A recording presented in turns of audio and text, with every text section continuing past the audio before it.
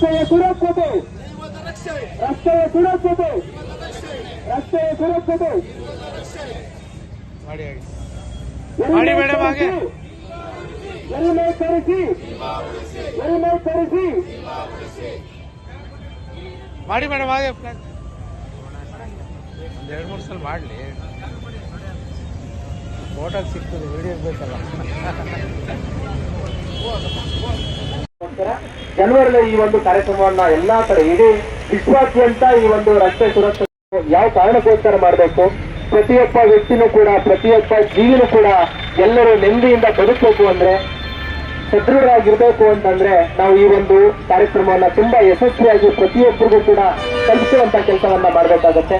ಹಾಗಾಗಿ ಈ ಒಂದು ಕಾರ್ಯಕ್ರಮವನ್ನ ಮಂಡ್ಯ ಜಿಲ್ಲಾ ಕಾನೂನು ಸೇವೆಗಳ ಪ್ರಾಧಿಕಾರ ಮತ್ತು ಸಂಚಾರಿ ಪೊಲೀಸ್ ಠಾಣೆ, ಜಿಲ್ಲಾ ಪೊಲೀಸ್ ಇಲಾಖೆ ಹಾಗೂ ಶಿಕ್ಷಣ ಇಲಾಖೆ ಸಂಯೋಗದೊಂದಿಗೆ ಈ ಒಂದು ಕಾರ್ಯಕ್ರಮವನ್ನು ಆಯೋಜನೆ ಮಾಡಲಾಗಿದೆ.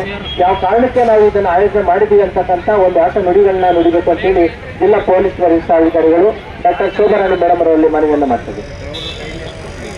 ಜಿಲ್ಲಾ ಪೊಲೀಸ್ ಇಲಾಖೆ ಹಾಗೂ ಸಂಚಾರಿ ಪೊಲೀಸ್ ಠಾಣೆ, ಪಿಎಸ್ ತಾಲೂಕ್, ಲಕ್ಷ್ಮೀ ಜನಾರ್ದನ ತಾಲೂಕ್, ಮುನ್ಸಿಪಲ್ ತಾಲೂಕ್ ಎಲ್ಲ ವಿದ್ಯಾರ್ಥಿಗಳು ಕೂಡ ಈ ಒಂದು